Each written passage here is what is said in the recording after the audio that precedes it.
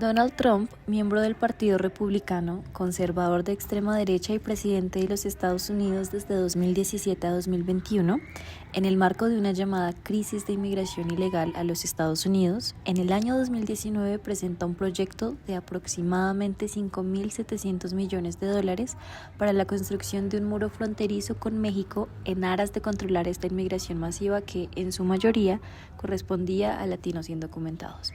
Con la intención de convencer a los estadounidenses y a los demócratas, Trump da un discurso desde el despacho Oval a favor de la construcción de dicho muro. En el presente análisis, abarcaremos el control del texto y del contexto discursivo, es decir, el poder que ejerce Trump sobre las condiciones en las que se da el discurso, el control de la mente, en el que veremos ciertas estrategias lingüísticas y discursivas utilizadas para que su discurso fuera efectivo, y finalmente ciertas categorías que clasifica el discurso.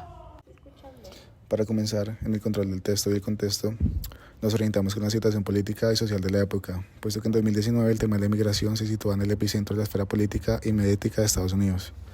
Se reportaban problemas humanitarios en la frontera sur del país, la frontera con México, lo que avivó el debate sobre la necesidad de reforzar la seguridad fronteriza.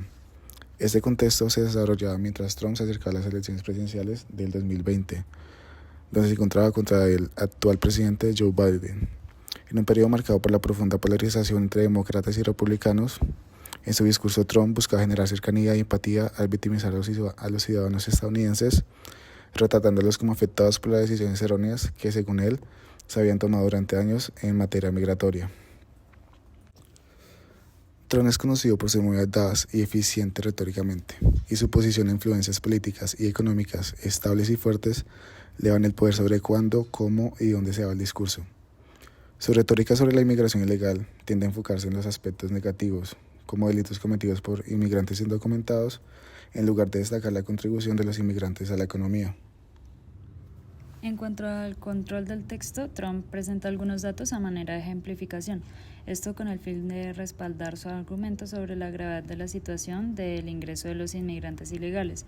Sin embargo, estos ejemplos resultan ser no tan objetivos y más bien terminan por demostrar que Trump está dispuesto a usar cualquier recurso que sea necesario para hacer ver a todo inmigrante ilegal como una amenaza para los estadounidenses.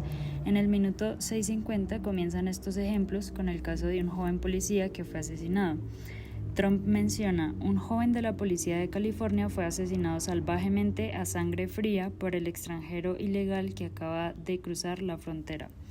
Y luego menciona: la vida de un héroe estadounidense fue robada por alguien que no tenía derecho a estar en nuestro país. En el minuto 7:08, Trump menciona: día tras día las vidas preciosas son interrumpidas por aquellos que han violado nuestras fronteras. Con este enunciado, Trump quiere decir que la mayor amenaza a la vida preciada de los estadounidenses es la presencia de aquellos quienes han violado estas fronteras, haciendo referencia a los inmigrantes. En 2018, el año anterior a este discurso de Trump, en Estados Unidos hubo múltiples masacres, entre las que se encuentran el tiroteo en la escuela secundaria Stoneman Douglas de Parkland, tiroteo Thousand Oaks y el tiroteo en la escuela secundaria de Santa Fe. Estos 3 tiroteos fueron protagonizados por ciudadanos estadounidenses y dejaron mínimo una decena de muertos cada uno. El discurso de Trump quiere con estos ejemplos desviar la realidad de las múltiples causas de las dificultades de seguridad que presenta esta sociedad, tratando de responsabilizar totalmente a los ciudadanos inmigrantes ilegales, sin tener en cuenta otras variables que podrían afectar la seguridad del país.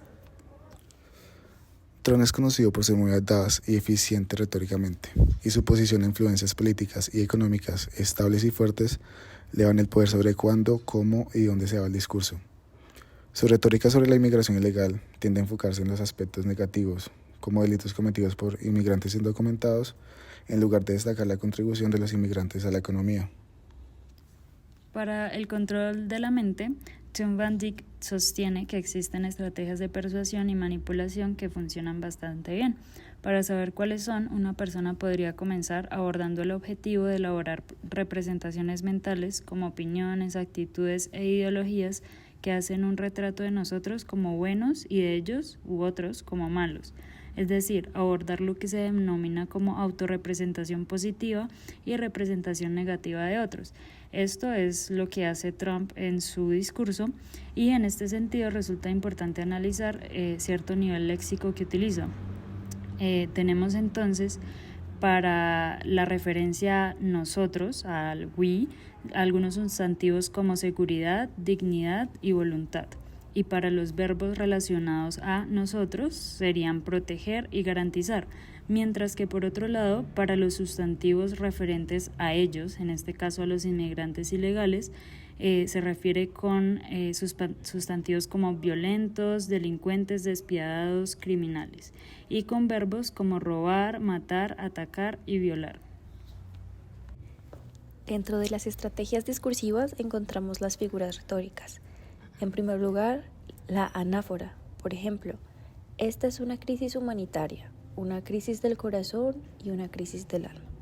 Aquí Trump busca enfatizar la gravedad y la multifacética naturaleza del problema en la frontera, instando a la audiencia a prestar atención y a tomar medidas. Encontramos la hipérbole. Por ejemplo, miles de estadounidenses han sido brutalmente asesinados por aquellos que ingresaron ilegalmente a nuestro país. Con esto, Trump busca crear un sentido de urgencia y alarma, presentando la inmigración ilegal como una amenaza existencial para Estados Unidos.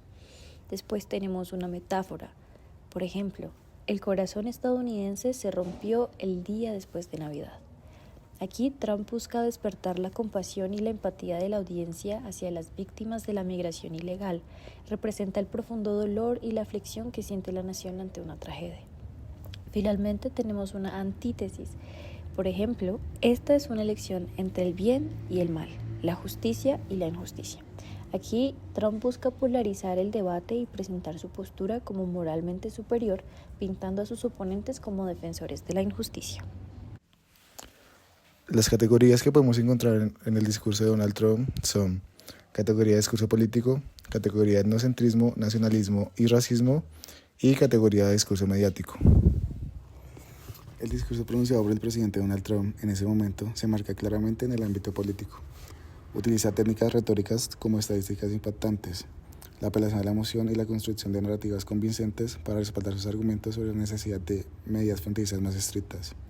Además, establece una relación directa con nuestras estructuras sociales y políticas al abordar temas clave como la seguridad nacional, la economía y la identidad nacional. Trump es conocido por sus discursos con tendencias xenófobas, racistas y con alto contenido nacionalista y etnocentrista, y este no es la excepción, pues encontramos varios puntos de estos. Por ejemplo, en el contenido nacionalista encontramos ejemplos como mis queridos compatriotas o los Estados Unidos reciben con orgullo a millones de inmigrantes legales o nuestra propuesta fue desarrollada por profesionales de la ley y agentes fronterizos en el Departamento de Seguridad Nacional. Estos son los recursos que han solicitado para cumplir adecuadamente su misión y mantener a los Estados Unidos seguros. Otro ejemplo, el corazón estadounidense se rompió. A todos los ciudadanos llamen al Congreso y díganles que finalmente, después de todas estas décadas, aseguren nuestra frontera. Finalmente, cuando tomé el juramento de oficina, juré proteger nuestro país. En el contenido etnocentrista tenemos, todos los días los agentes de aduana y de la patrulla fronteriza se encuentran con miles de inmigrantes ilegales que intentan ingresar a nuestro país. En segundo lugar, socava los recursos públicos y reduce los empleos y los salarios. Entre los más afectados están los afroamericanos y los hispanoamericanos. Continúo, este es el siglo de sufrimiento humano que estoy decidido a terminar. O, en California, un inmigrante ilegal con un largo historial criminal viola, asesina y golpea a muerte a un veterano de la Fuerza Aérea con un martillo. Y finalizamos con esta pregunta, ¿cuánta más sangre estadounidense debemos derramar antes de que el Congreso haga su trabajo? Este discurso contiene elementos tanto nacionalistas como etnocentristas. Mientras que el contenido nacionalista se centra en la defensa de la nación y su seguridad, el contenido etnocentrista se refiere a la percepción negativa de la migración ilegal y los posibles efectos negativos en la sociedad estadounidense. Finalmente, para la categoría de discurso mediático, resulta interesante mencionar que Trump no es un personaje tradicional, sino que sus palabras siempre dan de qué hablar. Trump utiliza términos llamativos y dramáticos para captar la atención de la audiencia. Entre ellos, el corazón de América se rompió el día después de Navidad, para referirse a un asesinato que usó como ejemplificación de la amenaza que representan los inmigrantes ilegales. Asimismo, como ya se ha explicado, la estructura de las oraciones de Trump, metáforas y en general las figuras retóricas que utiliza contribuyen a la representación siempre negativa de los actores de grupos excluidos, en este caso de los inmigrantes ilegales. Esto se hace desde una narrativa convincente que representa un problema, presenta una solución que desde su perspectiva es ideal y busca generar apoyo para esta solución, la construcción del muro en este caso, y además apoya esta narrativa desde el énfasis de una retórica emotiva.